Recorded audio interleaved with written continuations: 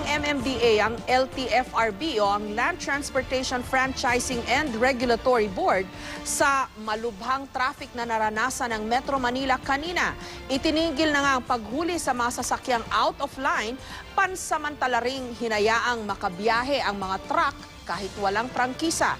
At higit pang sakit sa ulo ang masamang epekto sa ekonomiya ng napakatinding traffic. Live mula sa Quezon City, may report si Steve Dailisan. Steve? Ma'am Jess, mula sa Makati City hanggang makarating tayo dito sa Quezon City, inabot tayo ng mahigit sa 2 oras at sa daan natin patungo rito, bukod dun sa pabugso-bugsong ulan na ating kinaharap, meron pa tayong mga nadaanan ng mga minor accidents, meron ding mga stalled vehicles o yung mga tumirik na lang na sa napakabigat na daloy ng trapiko. Kung tutusin, hindi na bago sa atin yung maipit sa daloy ng trapiko. Ang kaibahan lamang ngayon at mas nakapagpalalaraw ng sitwasyon ay yung mismo mga patakaran na ipinatupad, kaya dumami palalo yung volume ng mga sasakyan. Walang malusutan, halos walang galawan. Kabilaan kasi ang mga aksidente sa kalsada kanina. Tinanghali kami dito sa biyahe. Kailangan na maggasolina. Panggastos pa. Pero ang Metro Manila Development Authority o MMDA, iba ang sinisisi sa nakababagot na traffic. Pansamantala kasing tinigil ng Land Transportation Franchising and Regulatory Board o LTFRB ang panguhuli sa out-of-line public utility vehicles para bigyan daan ng Joint Administrative Order na naglalayong magkaroon ng rationalization o pag-aaral sa mga kasalukuyang ruta. Ang resulta ayon sa MMDA, ang pagdami ng bus at truck na maaring na nakakapagpabara ng lansangan. Pati kasi mga truck na walang prangkisa, binigyan ng Provisional Authority para makabiyahe. Pagpasok ng Agosto, halos 1,500 na karagdagang bus ang bumiyahe sa EDSA at dumoble naman ang biyahe ng truck sa C5, Katipunan. Ang truck ng sangkot sa Carambola kanina sa C5, Provisional Authority lang ang hawak. Paano mo huhulihin yung sobra-sobrang dami na? Pinapakita sa amin yung circular na bawal kami hulihin. Pero giit ng LTFRB, hindi raw nila maaring limitahan ang mga ibibigay na Provisional Authority at hindi raw sila dapat ang sisihin para sa traffic.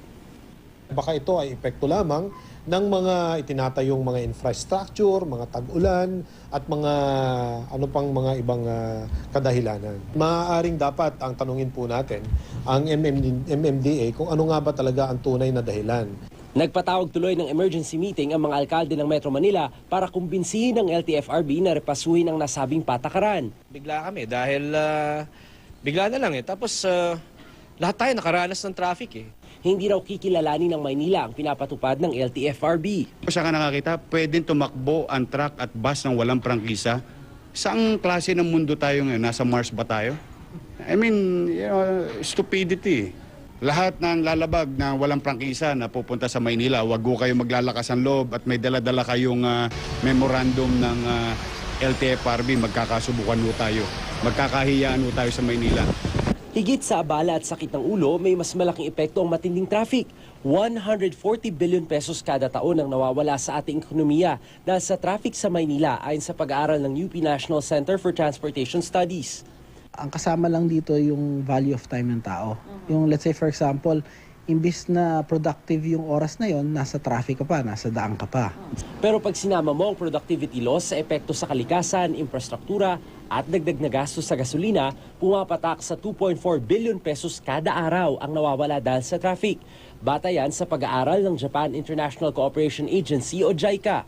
At hindi maganda ang hinaharap natin. Sa ngayon kasi 4 hanggang 5% kada taon ang nadadagdag na sasakyan, habang hindi naman na-phase out ang mga luma kaya lalong sumisikip ang kalsada.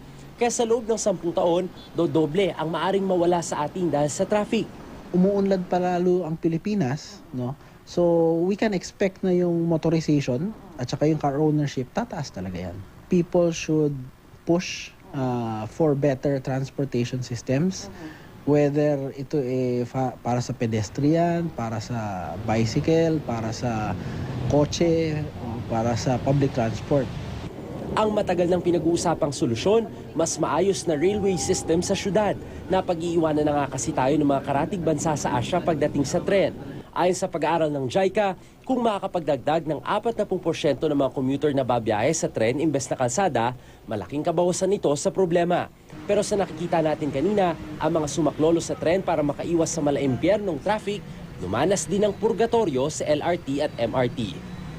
Ma'am Jess, malalim yung pinag-uugutan ng mga Metro Manila mayors at ng MMDA sa usapin ng traffic dahil imbes nga raw mag-phase out, lalo pang nadagdagan yung volume ng mga sasakyan. Idagdag mo pa dyan na merong 74 na mga road repairs at infrastructure projects na nakalinya. Katumbas niyan, nasa mahigit 50 kilometers sana ng kalsada na madaraanan. Imaginein mo na lang, pwede raw pumarada dyan yung mahigit sa 10,000 sasakyan o 4,000 bus. Ang kaso, nadagdagan ng mahigit sa 6,000 mga colorum na mga pampaserong sasakyan at mga cargo truck, pati na yung higit sa 4,000 na mga out of line na mga pampublikong sasakyan. Yun din yung ipinupuntos ko dun sa question and answer namin ni Dano kanina, no? Maganda yung point na ni-raise mo sa report mo na alam mo, hindi talaga yung road expansion kahit yung mga eksperto ang tanungin. Ang susi talaga para maibsan ang traffic effectively is a really efficient mass transport system. Hindi kasi yung pagdami ng sasakyan, dapat yun bawasan o discourage ang mga tao to take private vehicles, no? Private transport. Dapat talaga mas marami tayong mass transport system. Yung kung efficient lang sana yung ating mga tren na bumabiyahe, no?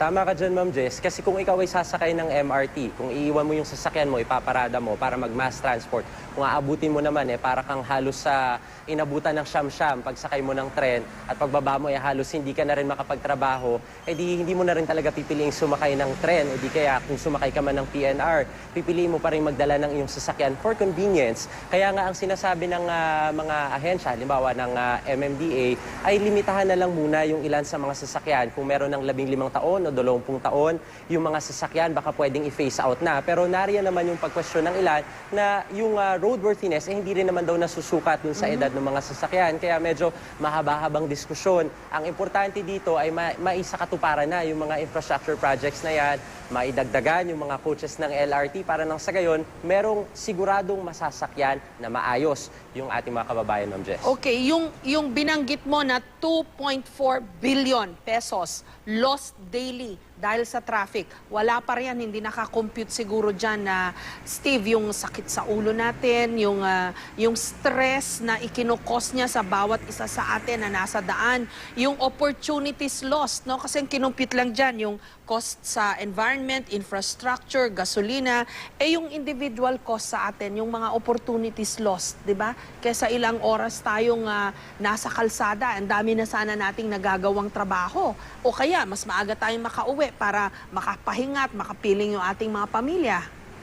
Hindi lang opportunities, Ma'am Jess, dahil minsan yung buhay pa, di ba, yun yung nawawala, lalo na pag nagkakainitan ng ulo sa daloy ng trapiko, may nagkakabarilan, may nagkakatutukan. So, ang dami-dami mga factors na nasasayang talaga dahil sa napakalaking problema natin sa traffic. Ang kaso nga lang, ang sinasabi ng MMDA at ng LTFRB at ng iba pang mga ahensya, limitado rin talaga kasi yung ating mga kalsada.